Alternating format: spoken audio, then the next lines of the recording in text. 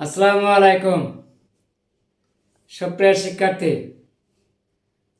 তোমরা সবাই কেমন আছো? আশা করি আল্লাহর রহমতে ভালোই আছো। আমিও ভালো আছি আল্লাহর রহমতে। আমি রমজান স্যার আজকে তোমাদের সাথে আছি রমজান ম্যাথ কেয়ারের সাথে। আজকে আমি তোমাদের সামনে আলোচনা করব অষ্টম শ্রেণীর পাটিগণিতের একটি গুরুত্বপূর্ণ প্রশ্ন এবং অঙ্ক নিয়ে। এই অঙ্কটা পরীক্ষার জন্য ইম্পর্টেন্ট, তাই আমি আজকে তোমাদের সামনে ভিডিও ক্লাসের মাধ্যমে সলিউশন করে দেব। যদি আমার এই ক্লাসটি তোমরা শুরু থেকে শেষ পর্যন্ত দেখো, ইনশাআল্লাহ তোমরা খুব সহজভাবে বুঝতে পারবে। অধ্যায় 3, প্রশ্নমালা 3। অনেকের কাছে এই অধ্যায়টি কঠিন বলে মনে হয় না, একদম কঠিন না। যদি তোমরা বেসিকগুলো একটু জেনে নিতে পারো, তবে এই অধ্যায়ে একটু সূত্র আছে, সূত্রগুলো যদি একটু ক্লিয়ার করে নিতে পারো, তাহলে তোমরা খুব সহজভাবে বুঝতে পারবে। আমরা ধাপে ধাপে খুব সহজভাবে আমরা প্রশ্নটি সলিউশন করব, ঠিক আছে? তাহলে চলো দেরি না করে আমরা প্রশ্নটি সলিউশন শুরু করি। অঙ্কটি শুরু করা যাক। এখানে কি বলা আছে? একটি ঘরের দৈর্ঘ্য প্রস্থ 3 গুণ, প্রতি বর্গ মিটারে 60 টাকা 50 পয়সা, এত টাকা দরে, এখানে একটা এত টাকা দরে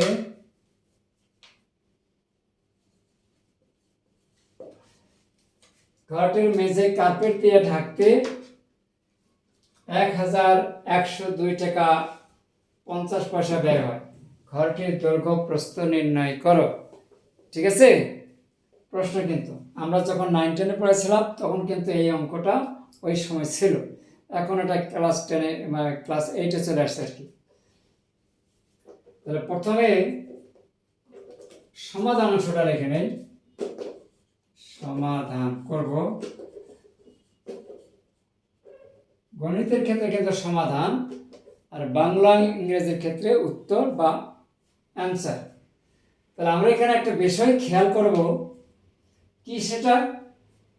এখানে বলা আছে যে প্রতি বর্গ মিটার এত টাকা দরে। তাহলে প্রতি বর্গ মিটার মানে হচ্ছে 1 বর্গ মিটারে খরচ হয় কত? এত টাকা। তাহলে আমরা বলতে পারি, যেহেতু আমরা এখানে দৈর্ঘ্য প্রস্থ 3 গুণ, ক্ষেত্রফল অবশ্যই কি হবে? বর্গমিটার আসবে। তাহলে আমরা এখানে লিখবো যে এত টাকা খরচ হয় কত? 1 বর্গ মিটারে 60 টাকা 50 পয়সা, এত টাকা ব্যয় হয় বা খরচ হয়, একই কথা। খরচ হয় কত?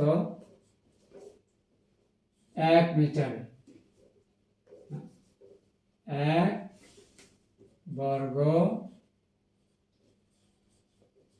মিটার। ঠিক আছে? তাহলে এত টাকা খরচ হয় 1 বর্গ মিটারে। তাহলে অতএব তাহলে 1 টাকা খরচ হবে কত? 1 ভাগ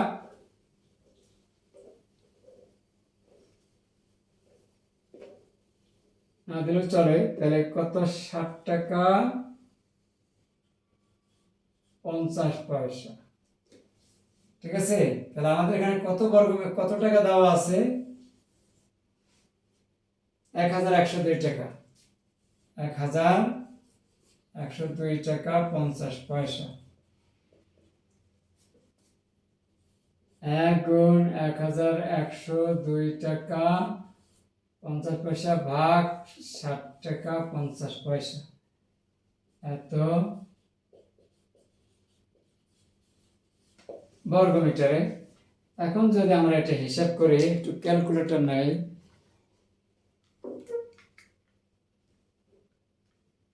তাহলে 1 দিয়ে গুণ দিলে তো এটাই হবে 1102 2.50 ভাগ 7.50 সমান সমান 147 টাকা আসে। 147 বর্গ মিটার, সরি বর্গ। তাহলে 1 গুণ এত টাকা ভাগ এত টাকা, হিসাব নিকেশ করে আছে 147 বর্গ মিটার। এখন কিন্তু কন্ডিশন দেওয়া আছে, সেটা কি?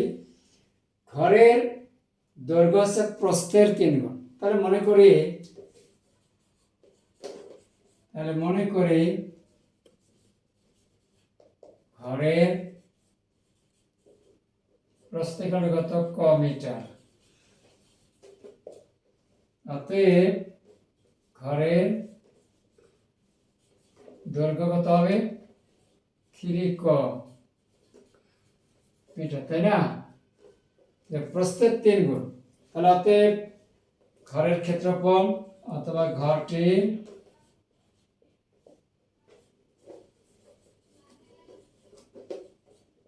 ক্ষেত্রফল দৈর্ঘ্য গুণ প্রস্থ বর্গ মিটার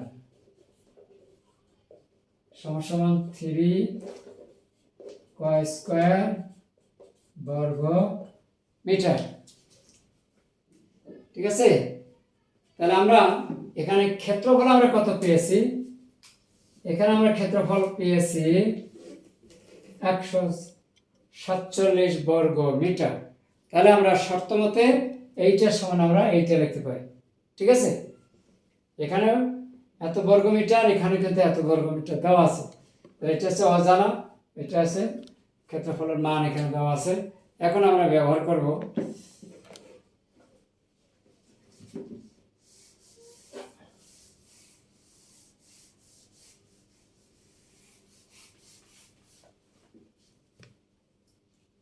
শর্ত মতে বা শর্তানুসারে, সাড়ে 3 ক স্কয়ার 147। ঠিক আছে? এই যে 3 ক স্কয়ার এত বর্গ মিটার সমান 147, বা ক স্কয়ার 147 ভাগ কত? 3, বা ক স্কয়ার 3 দ্বারা যদি এখানে কাটি 3 4 12, এখানে 2 পরে 7 27, 3 9 27 সমান সমান লেখা যায় 7 উপর স্কয়ার। তাহলে অতএব ক উভয় পাশে স্কয়ার স্কয়ার কাটা যায়, তাহলে 7 থাকে। এটাকে তোমরা বুঝতে পেরেছো? এটা হচ্ছে এখানে সূচকের সূত্র ব্যবহার করা হয়েছে। তাহলে কিরকম? x = a, y = a। তাহলে a কাটা যায়, অতএব x = কত? y। তাহলে আমাদের এখানে a বলতে হচ্ছে স্কয়ার, ডান পাশে আবার a বলতে a স্কয়ার। তাহলে অতএব ক এর সমান 7। এখানে যেমন x এর সমান হয়, তাহলে এখানে হবে ক এর সমান হচ্ছে 7। এবং এভাবে হয় যখন x to the power a সমান সমান x to the power b। এখন যদি বেস যদি এক হয়, পাওয়ার থাকে, আর পাওয়ার এক হলে পাওয়ার কাটে গিয়ে বেস থাকে। তাহলে এখন বেস বেস কাটা, a কাটে কত? b। তাহলে যখন পাওয়ার এক হয় পাওয়ার চলে যাবে, বেস থাকবে। আর যখন বেস এক হবে পাওয়ার ভিন্ন হবে, বেস বেস কাটে গিয়ে পাওয়ার থাকবে। হ্যাঁ, অর্থাৎ সূচক বা শক্তি বা ঘাত এই। তাহলে এইভাবে আমাদেরকে বুঝতে হবে। যদি তোমরা এইরকম, যেমন ধরো এখানে স্কয়ার স্কয়ার কাটা যায়, এটা তো একটা বেসিক, তাই না? এই বেসিকটা যদি তোমাদের জানা থাকে, তাহলে এরকম যদি কখনো আসে তোমাদের আর সমস্যা হবে না। তাহলে এখন এখানে কি চেয়েছে? ঘরটির দৈর্ঘ্য প্রস্থ নির্ণয় করো। তাহলে আমরা এখানে প্রস্থ কি ধরেছি? কথা অলরেডি কিন্তু প্রস্থ কত? 7 মিটার হয়ে গেছে, লিখে দিলাম। তাহলে অতএব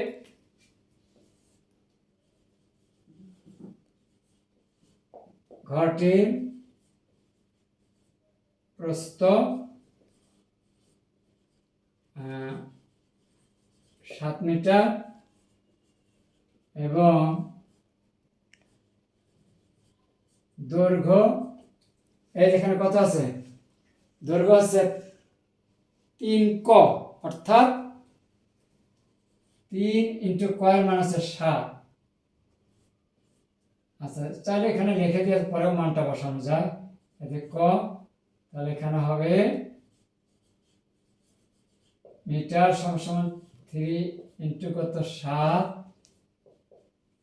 3 7 21 মিটার।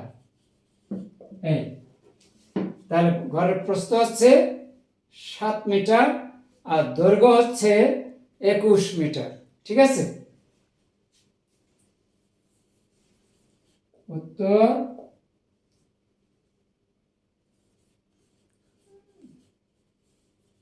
21 metre 7 metre. এই প্রশ্নটা বৃত্তি পরীক্ষার জন্য ইম্পর্টেন্ট। আমি আশা করব তোমরা সবাই প্রশ্নটা ভালোভাবে বোঝার চেষ্টা করবে এবং সলিউশনটা যদি তোমরা শুরু থেকে শেষ পর্যন্ত থাকো, ইনশাআল্লাহ তোমাদের বুঝতে কোনো প্রকার অসুবিধা বা সমস্যা হবে না। পরিশেষে আজকের এই ছোট্ট ভিডিও ক্লাসটি তোমাদের কাছে কেমন লেগেছে, বা তোমাদের যদি এই ভিডিওটা উপকারে আসে, কাজে আসে, তাহলে অবশ্যই একটা লাইক, কমেন্ট, শেয়ার করে দিতে কিন্তু ভুলবে না। আর এমন ভিডিও ক্লাস বা গণিত ক্লাস যদি পরবর্তীতে তোমরা যদি পেতে চাও, তাহলে অবশ্যই পেজটাকে ফলো করে আমাদের সাথে থাকতে হবে, যাতে পরবর্তীতে এইরকম নতুন নতুন ভিডিওগুলো তোমাদের সামনে চলে যায়। ঠিক আছে, তাই আমি বলবো ম্যাথ হবে সহজ, কঠিন নয়। আবার দেখা হবে পরের কোনো ভিডিওতে। সেই পর্যন্ত তোমরা ভালো থাকো, সুস্থ থাকো। আল্লাহ হাফেজ।